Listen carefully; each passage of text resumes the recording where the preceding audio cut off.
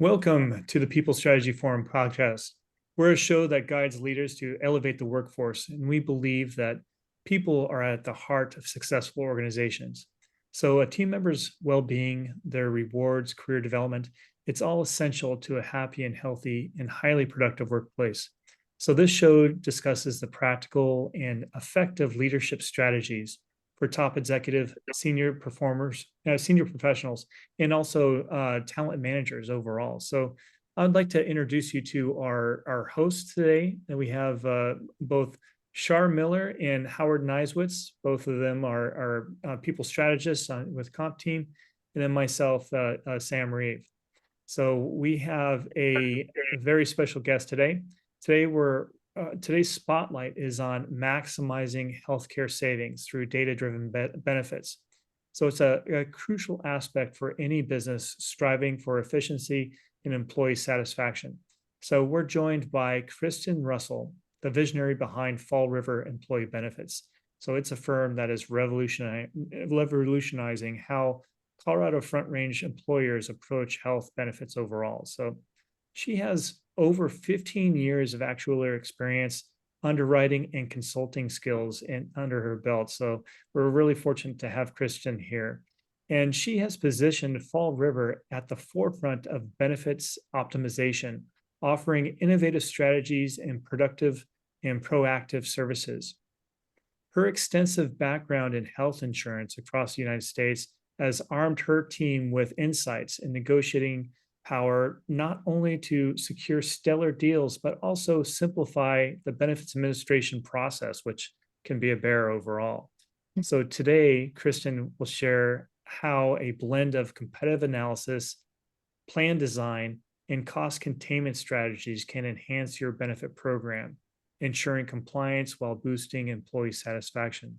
So get ready to dive into a conversation that promises to elevate your approach overall with some great information from Kristen. So welcome, Kristen.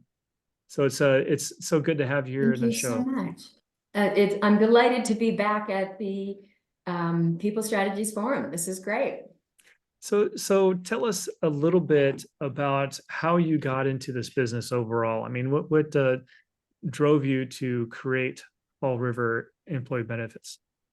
Well, thanks for asking, Sam. And again, delighted to be with all of you who are listening. The reason why I started this business was, as you mentioned, I spent 15 years on the insurance company side, developing products as an actuary, handing out tens of thousands of renewals as an underwriting executive. And I saw very clear patterns of who gets good renewals, who gets bad renewals, and why, and what employers can do about it. And I excitedly brought all these strategies to the brokers that I worked with and said, I can help you get a better renewal next year. But only about 10 or 20% of them were really engaged in that kind of conversation. And so I realized there needed to be more proactive and innovative brokers in the space. And so I launched the firm in 2005 to do just that. And we've been helping employers demystify this space and get better benefits for less money ever since. That's great. And I know you have a lot to share with us today, but my first question for you as we're getting into this, I mean, what does that mean, a data-driven approach to employee benefits? Right. Can you take us down that? Sure. I'll speak about this a little bit later. When I go to executives and I'm meeting with a CEO and I see that, you know, I ask them, tell me what your plans are for the company. What are your KPIs? What are your metrics? What are you trying to do as a company? And they lay out a 50-point roadmap of how they're going to achieve their goals as a company.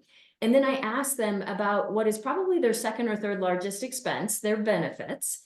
And I ask, what's your roadmap and your metrics for that? And they're like, I don't know. I just hope the insurance company doesn't give us such a terrible renewal this year. They've got nothing. They don't have a game plan. And so what we help our clients do is to create a sustainable 3 to 5 year game plan of know where you stack up to the competition, what you need to do to get where you want to go, and have some metrics and plans of how you're going to get there. There's very clear, it's, you know, benefits are not a lot of HR people's favorite topic. And it's very numbers oriented, and not everyone who's great with people also loves numbers. And so, you know, we are trying to help people run their health plan the way they run their business. Because if you ran your business the way you run your health plan, you'd be out of business. Very good. Yeah. So what is the first step of when you're looking at conducting a competitive benefits study to ensure that they're competitive and you're developing this 3-year plan? How do you go about doing this? Well, most importantly, you have to have great data at your fingertips. You know, no one employer can have enough data to do a competitive analysis on their own. They have to be part of a great benchmark survey. So, you know, we provide that as an opportunity, and that's something that we'll get into as we get into the material. Perfect. Well, So let's dive there's a in. lot of tools out there. Great. Okay, let's see if I can get my screen working. Okay, are you seeing the screen in the correct manner? Yes. Okay, great. Let me just get a couple of windows that are in the way closed. And here we go. So I'm really excited to share with you some strategies of how you can get more data driven around your benefits and be able to use some strategies to lower healthcare costs. Again, this has been my passion. For 30 years now, I've been in this industry. I did start when I was 4, and I have been, you know, seeing the patterns for so many years. And if there's certain things that if we consistently do them, you are going to see lower renewals over time.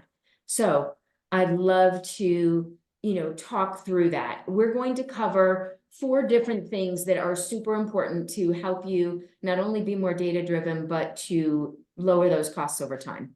The first is to, you know, get that competitive data, to get that benchmark, to understand what it looks like. I'll show you an example of what that data could look like, but there's, you know, multiple ways to get that. Secondly, we think that it's really important that companies need to modernize their plan designs. Plan designs have looked, other than the introduction of high deductible health plans in 2003, 2004 kind of time, plan designs have looked the same in general since the early 90s, when you know, copay style plans first came out.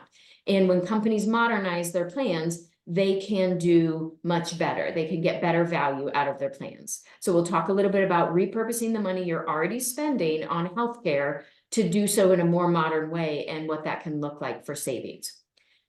The next thing that is new is, and honestly wouldn't have even been possible even 3 to 5 years ago, is that the research is proving very clearly that the holy grail in healthcare is getting your employees to see the highest quality doctors. It may seem counterintuitive, but the highest quality doctors actually cost the least in the long run. It's kind of like buying a really reliable car that will pay off in lower maintenance costs. Getting a really great doctor saves the plan money.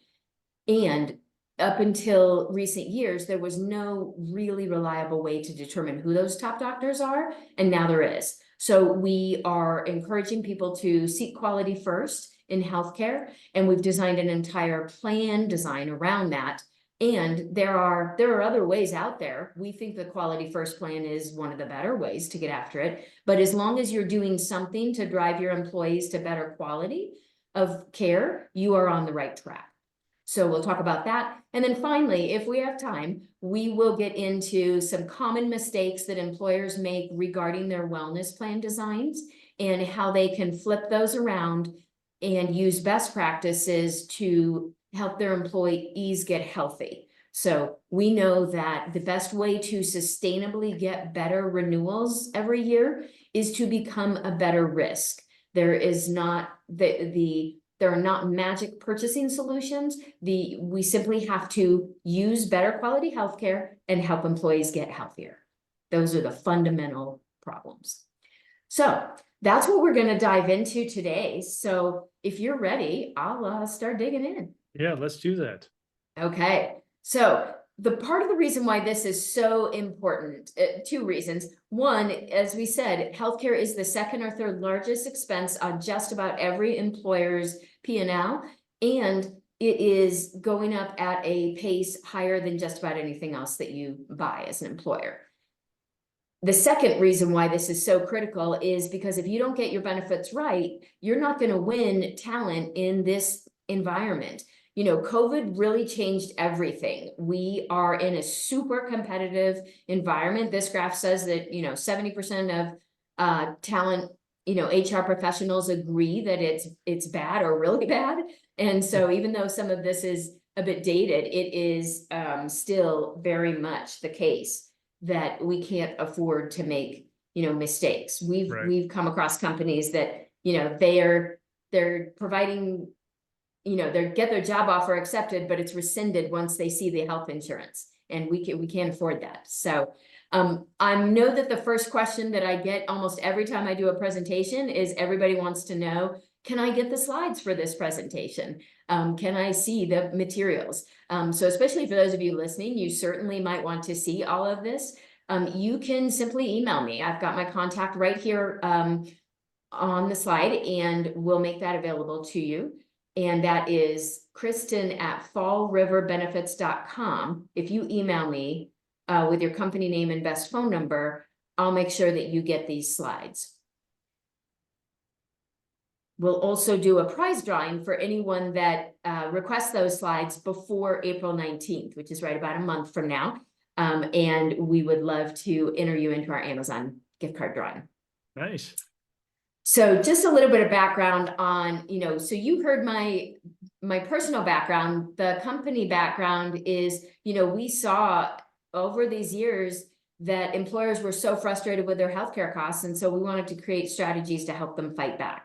So we help people get better benefits for less money, become employers of choice, be heroes to their employees. And as I mentioned, we want you to avoid losing candidates to competitors and having job offers rescinded. So we are part of a large organization called the Alera Group, which has 4,000 employees across the world. And so we've got the ability to serve people nationwide, and our headquarters is in Denver, Colorado. Why, again, are we talking about benefits when HR folks and talent managers have so many things that they're thinking about? For one, benefits tie people closely to you as a company because they connote emotional security. Also, when you as an employer make investments in mental health, which is an important part of your benefit package, that pays for itself in terms of productivity. I think that this is the single most important place for employers to start and make sure their benefits are absolutely right in the mental health area. And then finally, the obvious reason that's been around for a long time, benefits are just more efficient than salary raises because most benefits are tax-free. So why is this such a hard area in the first place? We have so many headwinds in the healthcare world of why healthcare costs have been spiking in recent years. Of course, some of that is due to COVID with catch-up care, delayed care. People aren't getting their cancer screenings, so they're presenting with stage 3 instead of stage 1. And lots of things that, have happened related to COVID. We also have, long COVID issues. We have increased mental health and substance abuse issues since the pandemic. But really, the healthcare industry itself has, things not related to COVID. There's all these new gene therapies, cellular therapies, specialty medications. Many of you are starting to see a spike in your claims due to the GLP-1 class of weight loss medications. They can be effective, and they are very expensive. Of course, broad inflation, which is now coming down under control, but in the recent years, all that inflation that hit is now sort of starting to show up in the healthcare, the hospital contracts, and so on. And of course, in both insurance companies and hospitals and doctors' offices are, seeing wage inflation just like we all are. So a lot going on there in terms of headwinds. What can you do about it? We have some really specific suggestions at a high level, and then we'll get into 4 strategies. So, as I alluded to earlier, you have to run your health plan like you run your business, with a game plan and metrics and things you're working towards. You need executive endorsement, that you don't run a company without the attention of the executive. Why are you running your second or third largest expense without the attention of the executives? We think that for recruiting purposes these days, you need to have at least one medical plan that is either free to a single employee or very low cost. And that's something that not everybody's currently able to do, but some of these strategies will help you get there. We think account-based plans are very important. We teach people how to buy less insurance and put more money into account-based plans and make employees better off as a result. As we talked earlier, it's important to incent members to use the highest quality care and seek quality first.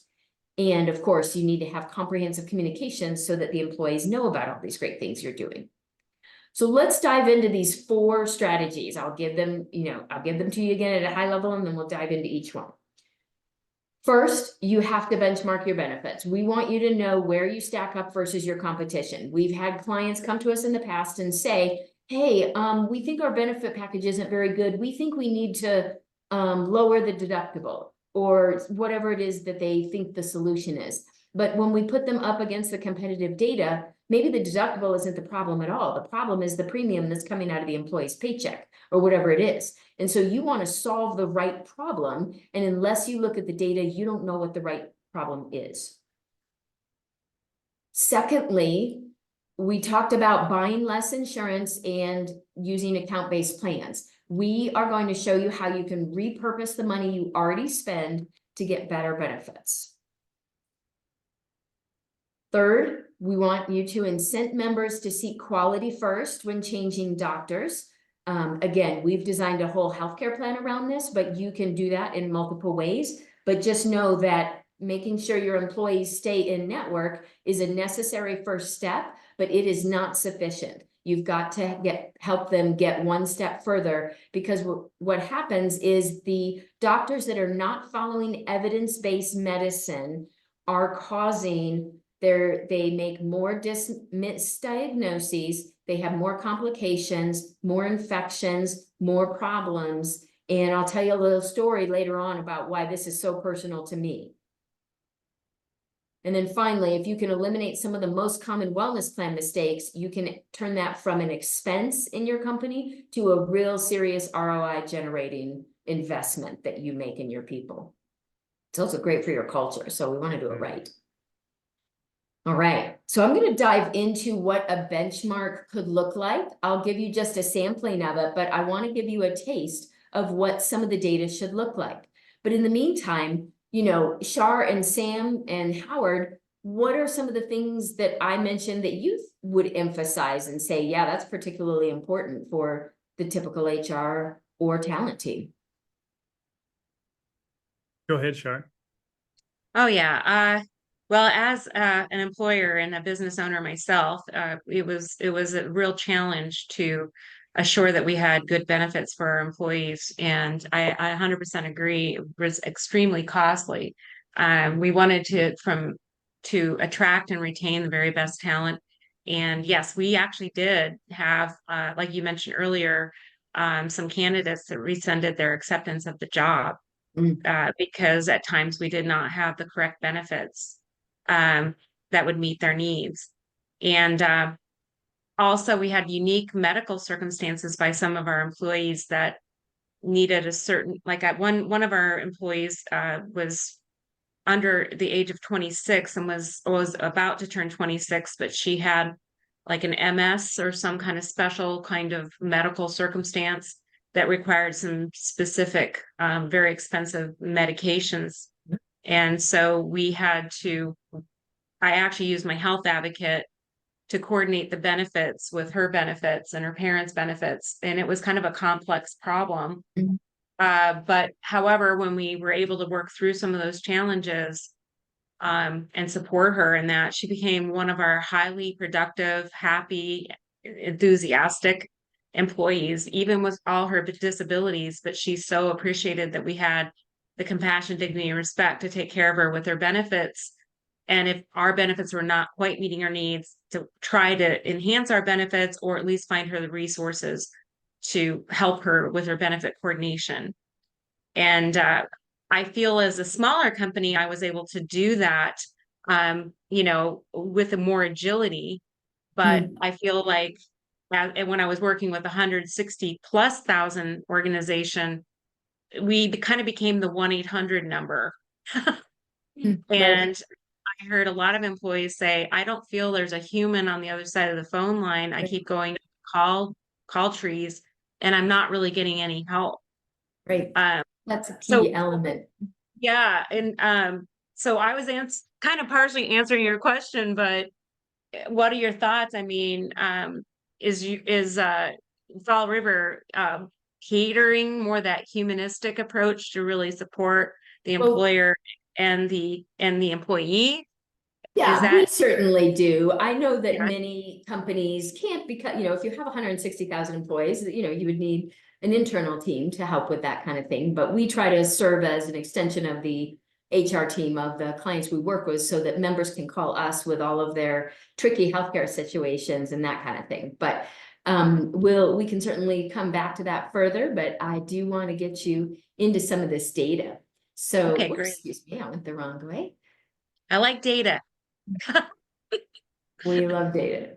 Okay, so when we do benchmarking, sorry, this is a nationwide survey. I left Colorado at the top here, but this benchmarking survey is really designed to help you understand how you stack up to your other companies in your geography, your industry, and your company size.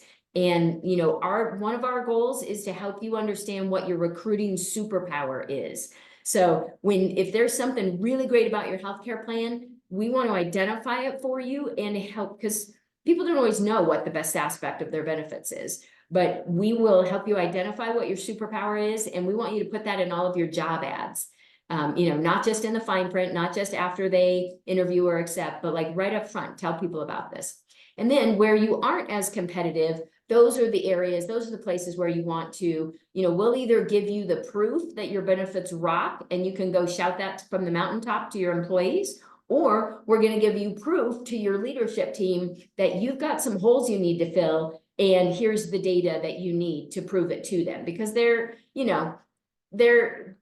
it's their natural bent to say, hey, we got a lot of competition for these resources. And of course, everybody complains about benefits. Of course, they're, expensive, but this can give you the actual proof. So let's look at just one example of what some of that data might look like. You might be getting benchmarks on, we start with some general information when we benchmark of, how many hours, do you get benefits at 24 hours, 30 hours? What's this threshold? Do you offer domestic partners? How long's the waiting period? Are you competitive on that? What benefits do you even offer? Of course, everybody that is in our survey offers medical, or they wouldn't be in the survey. So we just start with, what are the other benefits you offer? How many offer dental in your industry? How many offer all these, various coverages, vision, life, disability, accident, critical illness, all of the things, pet insurance, that employees might need to help them manage their life. Then once we kind of have that overview, we'll start digging into the medical plans.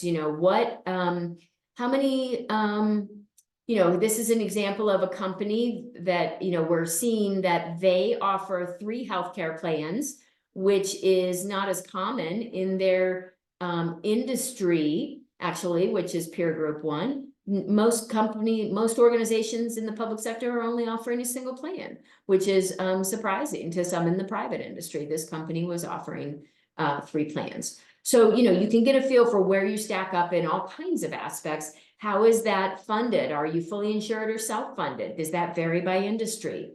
Do you, to what extent are you using copay style plans, which is kind of the 1990s style design? Versus are you using high deductible health plans or account-based plans? You can get a feel for what type of networks your competitors are using. Are they providing monetary incentives to opt out or various things? Once we go through those large overview types of things, we can dive into your plan design. So here's just an example of you know, we want to compare copay plans to copay plans and high deductible plans to high deductible plans. So first, just looking at what we might look at in a benchmark for copay style plans. First of all, you want the ability not only to identify what is the median in your industry or your state or whatever it is, you would like the ability, we think it's important for employers to understand whether they are, you know, what would it take to be an employer of choice and be at that 75th or even 90th percentile of great benefits, top 10%? What do you have to do to get there? You know, a good benchmark can show you that. It might show you how you stack up to your, you know, how your deductibles stack up, your out-of-pocket maximums, you know, how many deductibles a family has to meet, what your co-insurances are. All of this can be really useful, and it's really interesting to see how things vary by industry versus geography versus company size. I think that that's all really useful. So you can really drill it down to your specific industry and so forth, right? Is that you can? So what we usually drill down one dimension at a time. For example, in this one where anytime you see a green bar, that's showing what the public sector is doing, because this happens to be a public sector organization. And then separately, when we look at peer group 2, we're looking, this company is headquartered in Colorado, and so we're looking at all Colorado companies. Now, given, you know, depending on the industry and whether or not we have enough data, we can look at those at the same time. So we could look at only public sector entities in the state of Colorado. If, you know, again, some intersections of that will have enough data to be credible and some will not, but you can certainly start to drill down and at least get directional feedback. So Kristen, how many participants do you have in this particular database?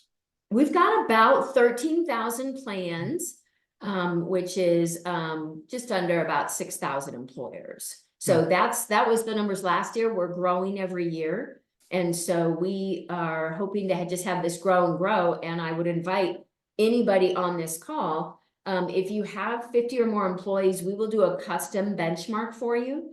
And if you aren't quite that large yet, we can provide an industry benchmark for you. So again, this is something that you can reach out to us. Kristen at Fall River Benefits is the easiest way to do that, or go to fallriverbenefits.com and you know, you can request a quick connection. We can talk for 5 minutes and I can get you everything, you know, find out your info and get you everything you need.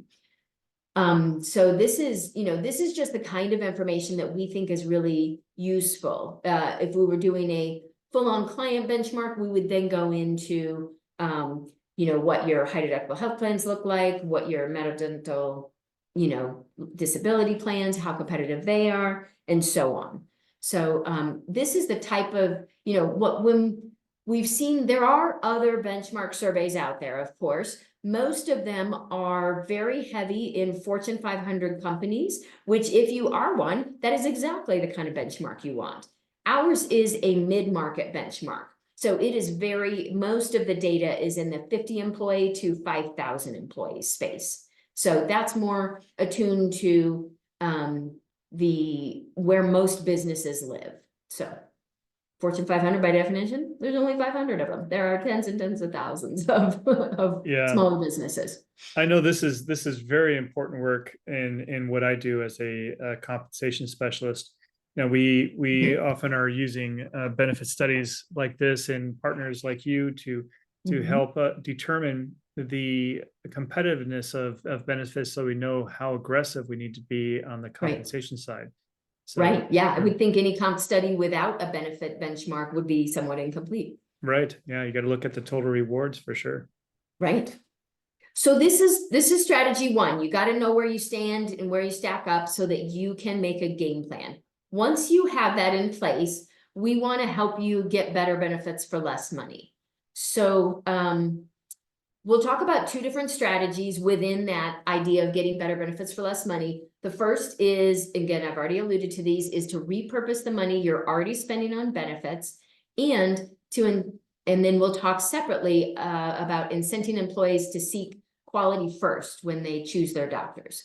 So let's dig into what this looks like. So when you're thinking about your healthcare dollars, you know, employers need savings and there's always competition for care. And what we see is that companies almost always get in this tug of war with their money, you know, between, you know, the finance people, like, we got to meet budget, the HR people might be like, but we have to attract people. And so it's this real tug of war. And our goal is to free up a pot of money that you can then decide together how you want to spend it. So we can do that because the distribution of healthcare claims is not equal. And the way copay style plans are designed, they're acting as if everybody needs the same kind of healthcare, but they don't. Most people use $3,000 of care or less in a given year. And so the designs that are typical are not taking advantage of that fact. What we're seeing is that with account-based plans, if you can take the copay plan that you have and restructure it on a high deductible health plan chassis, you don't have to pair it with an HSA. You can pair it with an HRA as well, which gives you a lot of flexibility. And that basically, you take some of the savings from eliminating the super rich copay elements, which insulate people from the true cost of care and, you know, prevent them from making smart decisions sometimes. And instead, you take some of the savings and use it to give employees a pot of money that they can spend as if it were their own to make better decisions with their healthcare. So when you do that, there's almost always leftover savings. In our analysis, after we change the plan style and make sure that employees are at least as well off as they were before, we still see $1,400 per employee per year on average left over. That, you know, so for 100 employee company, that's $140,000. You can then use that to make your employees' benefits better, or if you need to, you can drop it to the bottom line. But regardless, this has been a very successful strategy. Oops, excuse me.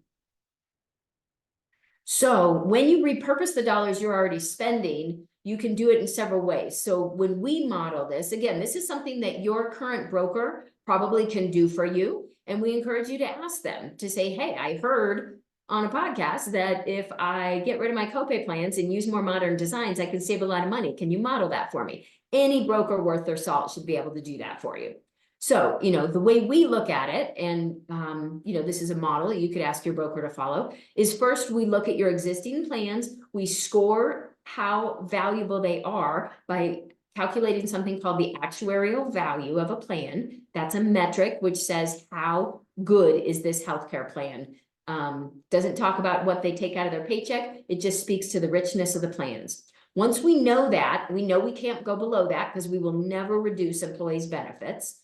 I'm morally opposed to it. So we'll look at two different scenarios. One is just to identify what's the pot of money that you can free up and get the best possible savings. There are situations where companies are debating, they're either going to have to cut their benefits or do layoffs.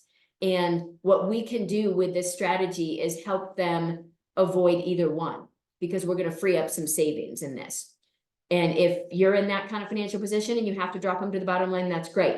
But what we're seeing a lot of companies do, especially in recent years with the talent war so fierce, is that they are instead directing those savings to helping people get better benefits. Sometimes they do it in the form of the benefit plan itself, making the out-of-pocket lower, the deductible lower. But a lot of the times we're focusing on helping them create a lower contribution so that employees can get that plan with less coming out of their paycheck. That's what is most in demand right now.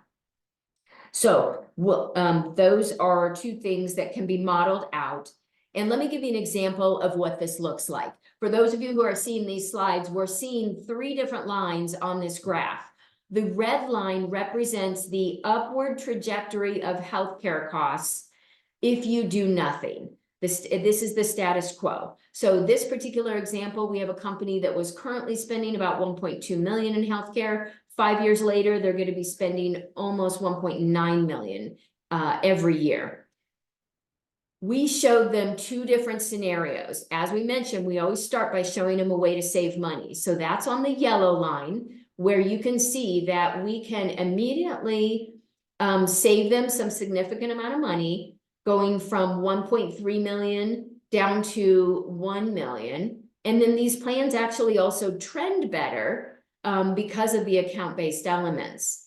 And so again, one of the advantages of buying less insurance and putting more money into employee accounts is that you don't pay healthcare trends on things that aren't health insurance.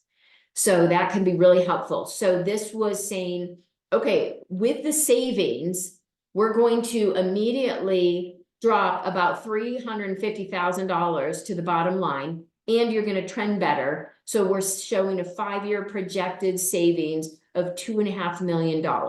There are some companies that absolutely need to have that to drop to the bottom line right now. And for companies that can afford it, we can take some of those savings and plow them back into a better employee experience. So the third line on this graph, which is shown in blue, is the trajectory. If we spend about the same money today, but we do it in a more efficient way using account-based plans, that enables our costs to, and we put money back into the hands of the employees. So even though we spend all of the savings in the first year, you'll see that the red line and the blue line match in year one, we are still going to trend better, and the employer is still dramatically better off 5 years down the road, even though they gave the employees a much better benefit. When you go down, you know, again, the first strategy saved 350,000. The second strategy didn't save anything in year one, but over the 5-year time period, it still saved $800,000 for the company. Meanwhile, employees got dramatically reduced contributions as a result of this strategy. And, you know, yes, things are a little different. They no longer have a $10 copay for an office visit, but they're in certain circumstances using an HRA, they have an account of money that they can use to pay for all their healthcare needs. Remember, almost 80% of us won't need more than $3,000. And then they can use the difference, and they can be adding that up over the years, and their benefit can grow richer and richer every year, which is a great retention incentive. So this offers a lot of really powerful results for employers who are willing to undertake it. Yeah, it's great to see that there's different strategies, there are levers that an employer can pull for these substantial cost savings. So it's and I know what is the best size of an organization to start thinking about such a program like this? I'm not sure there's a size where this isn't a helpful strategy. If you are spending tens of millions of dollars, hundreds of millions of dollars on healthcare, even if you did a small amount of this, the savings would be so staggering in terms of total dollars, you know, that would be a very big difference. But for even the smallest of employers, I've helped companies with 10 employees convert their copay style plan into something more modern where they're using account-based plans. And one of those companies was able to keep their healthcare costs, you know, from where we started, we had a big drop. And then even though they had small increases over the years, they kept their healthcare costs flat for over 6 years just by using this one strategy. And, you know, that's a big deal for a small business because they don't have a spare dime to waste. Are smaller companies often at a disadvantage when trying to, you know, provide Smaller companies have, that's a great question, Howard, and smaller companies do have fewer levers that they can pull to manage their healthcare costs. If you are, you know, under 50 employees in the small group market in your state, in Colorado, we actually go up to 100 for the small group market. You don't have a lot of levers you can pull. Your rates are based on the age of your employees and the plan design you select, and that is it. And so that's why this plan design becomes so powerful. You know, if you are self-funded or even level funded, which is the first baby step into self-funding, you can get to, you can get a few more levers to pull, Howard, but honestly, plan design is the best friend for a small employer, and using these account-based plans is extremely important. Okay, thank you. You bet. So that's a strategy that anybody can use, and we can actually pair this with the next strategy, which is the quality first strategy. But you know, in order to understand why this next strategy is so powerful, we have to understand what is broken about today's healthcare system. You know, we alluded to this earlier, the top providers, which are those that practice evidence-based medicine, they get the best results. But the doctors that don't induce very significant costs onto the system, unnecessary testing, complications, infections, recovery time, inappropriate prescribing patterns, and so on. There didn't used to be a lot of data out there, but in just recent years, all of these transparency and healthcare laws that required everyone to put a machine readable file on their website and all of these types of things that employers had to do seemed like pain in the butt compliance type stuff. But what it has enabled is massive data sets that if you have a partnership with a great technology company like we do, that can translate into some really easy to use data of how to find the very best doctors that are practicing evidence-based medicine. And I'll tell you why this is so personal to me. My grandfather, who was, you know, an incredible scholar, he all his life he had a heart murmur, but he wasn't healthy enough to get it fixed. Later in his life, he actually kind of got his act together health-wise and was healthy enough to get it fixed, which was going to give him a lot more energy. So he checked into the hospital, and unfortunately, he never came home. He got a hospital-acquired infection, which was just due to bad protocols and bad wound management from the doctor and the hospital. And it was completely unnecessary, and he died, you know? And so that we don't want that to happen to anyone that we love. We want, you know, the best gift I could give to anyone is the ability to find the best doctors. And I'm in a very fortunate position because I now have that ability.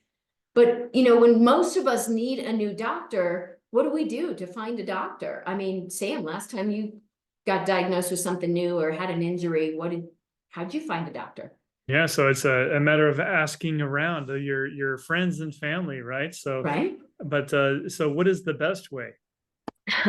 Well, we think the best way, because we're all about being data driven, is to rely on the data. And so most of the things on this page, you know, are not entirely reliable. You know, I once had a really good doctor, but I fired her because she told me that I had to stop eating sugar, stop burning the candle at both ends, stop, you know, being a dope, basically. And I needed to lose weight. And so I did what any self-respecting American would do. I fired her, right? You know, I didn't know anything about health, and she hurt my feelings. And so, you know, but looking back, she had the guts to tell me the truth. And she was a great doctor, but I didn't go with that, right? So this is unreliable. We know that Google reviews are totally unreliable for doctors because they're influenced by drug seekers. If the doctor gave you the drugs you wanted, you're going to give them a 5-star, and maybe they shouldn't have, right? Right. Okay, right. so, you know, and we know that in-network status is not enough. We said it's necessary but not sufficient to be in-network, because when a insurance company contracts with a hospital, the hospital requires every time you have to take every single doctor under our roof. You can't exclude any. And so you're getting the best doctors in that hospital, but you're also getting the worst. And that's what a network is made up of.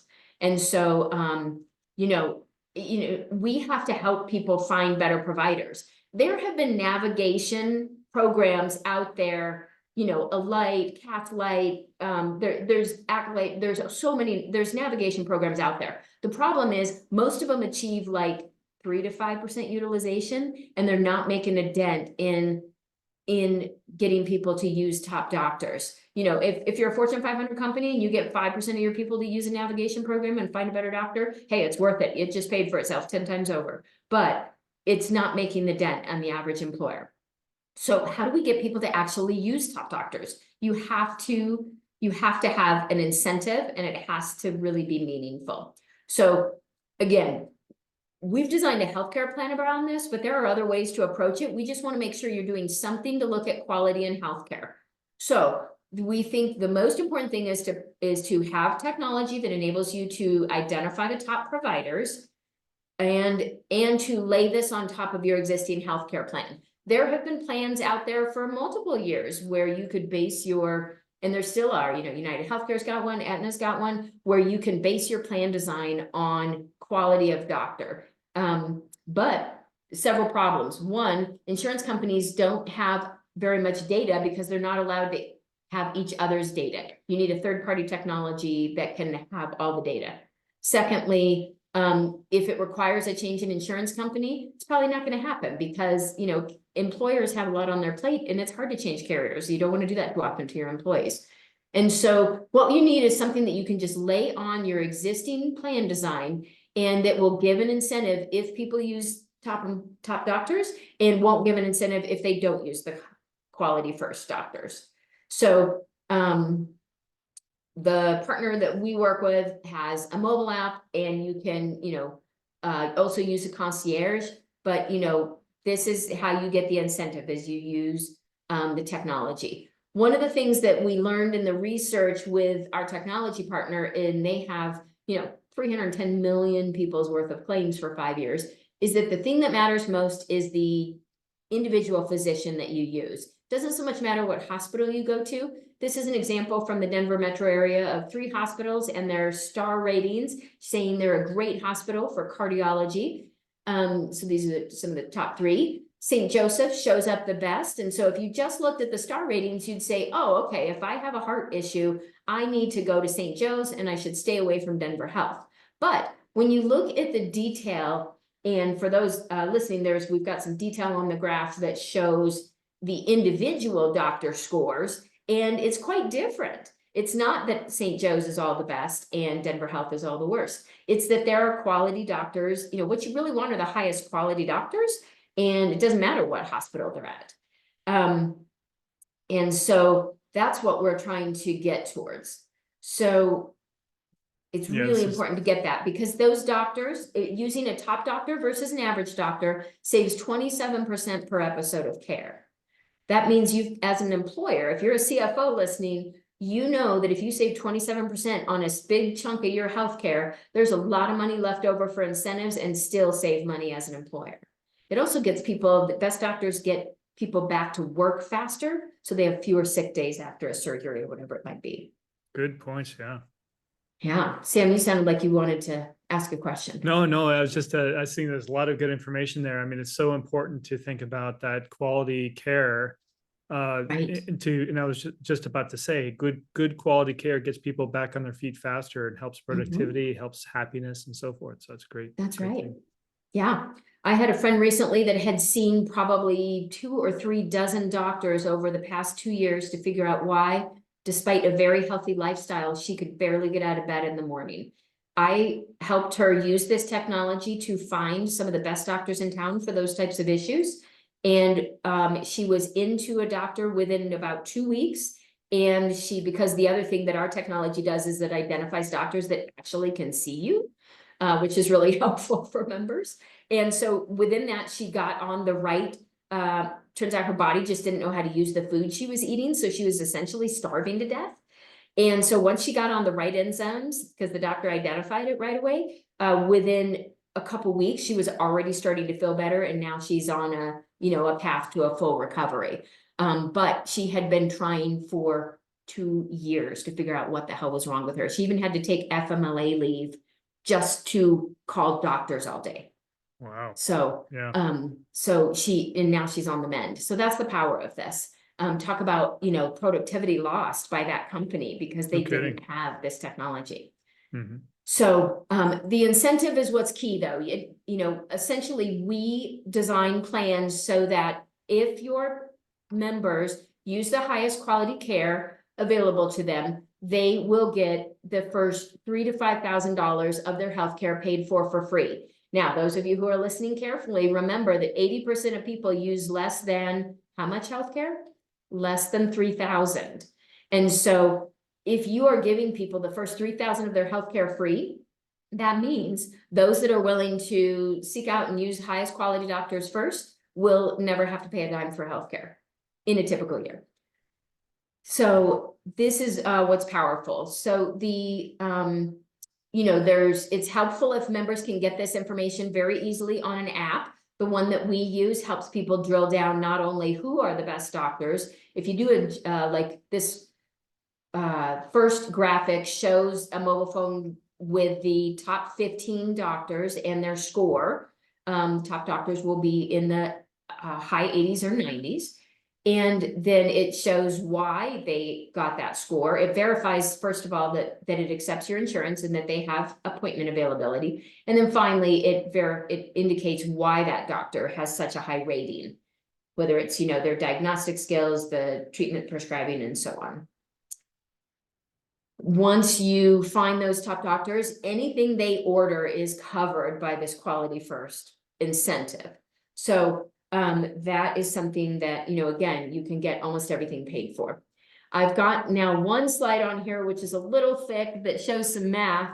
I won't go through all of it, but what it shows is that one sample employer that we modeled this for currently was spending about, you know, this was a smaller company, just about 42 employees enrolled. They were spending about 10 grand an employee, about 420,000 on healthcare. And we showed them two different strategies. One was sort of a status quo, but better plus kind of strategy, where we were going to take their actuarial value, which is the richness of the plan, from 79% up to 85%, where members would get the same benefit if they didn't use a quality first doctor, or if they did use a quality first doctor, they would get the first 1,000 of their healthcare free. That saved a little bit of money, or, you know, we kind of used the savings on it.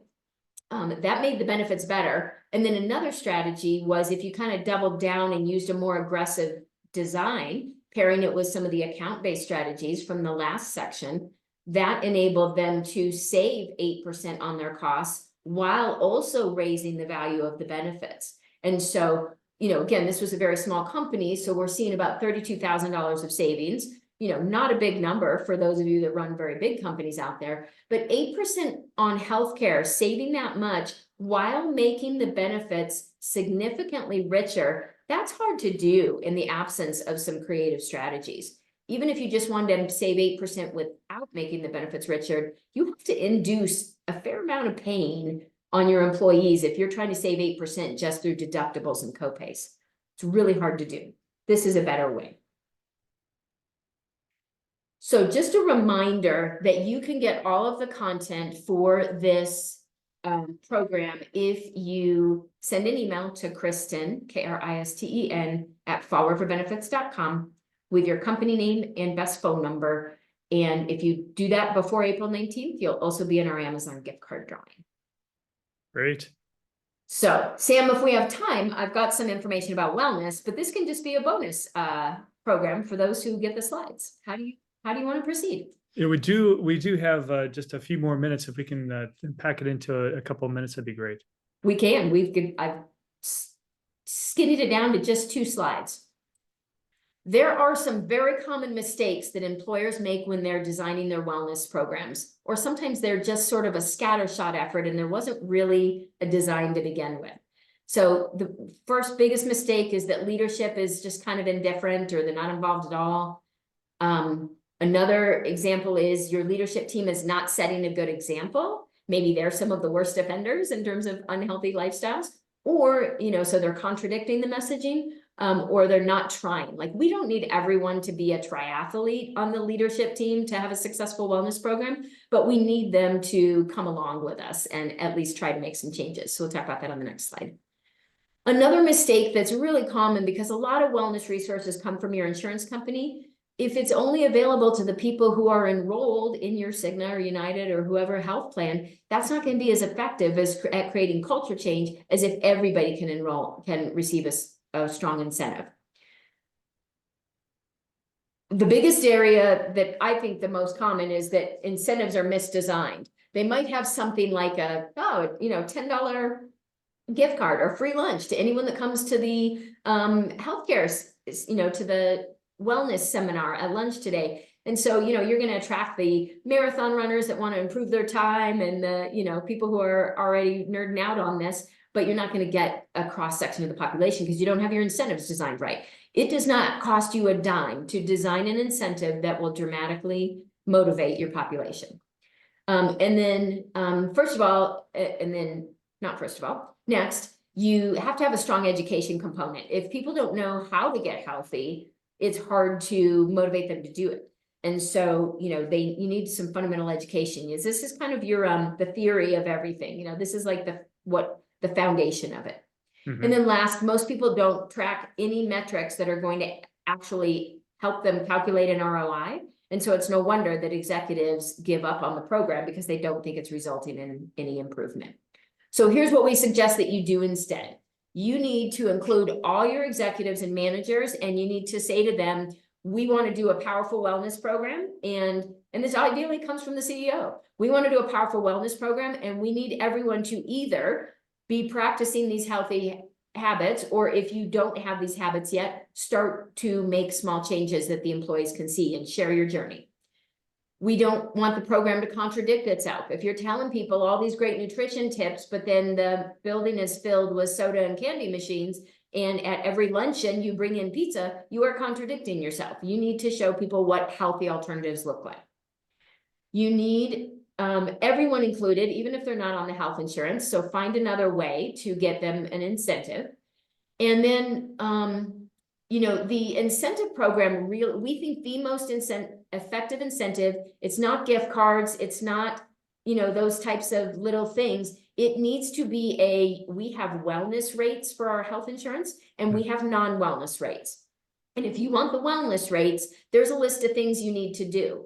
In the first year, it could be as simple as showing up to a seminar or taking a health risk assessment. But over time, that list needs to grow, and it will drive every aspect of your wellness program. But that, again, that doesn't have to cost you a dime, but you just raise the rates for people who are not willing to be part of the solution. Secondly, I keep getting my numbers mixed up. Next, you have to have some fundamental education. You know, our company just put on a really great internal nutrition seminar, and I kind of nerd out about that stuff. And so I was like, yeah, I knew most of the stuff in this seminar, but some people, it was like a revelation. Like, I had no idea that I should be watching my sugaring content or whatever. You know, we know it in theory, but we didn't know how to do it. So all of that kind of education is so important. And then you've got to have some kind of review to determine ROI. So not only that you can keep the support for it, but also determine what's working, what's not, so that you can improve it every year. Remember, you want to run your health plan the way you run your business. And if your business never took stock of what's working and what isn't working, you would not likely be successful. So you have to do the same thing with your wellness program and with your healthcare benefits overall. And so, you know, run your health plan like you run your business, and you're going to be a lot more successful around this.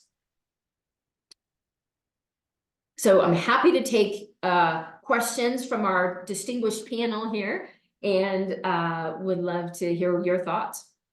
Yeah, so I mean, this is just packed with tons of information there, Kristen, and so you know, thank you so much for sharing your time with us today. This is great. Learned a lot. Yeah, for sure. Yeah, it's fantastic information. I do think awareness and education is key, like you said here at the end.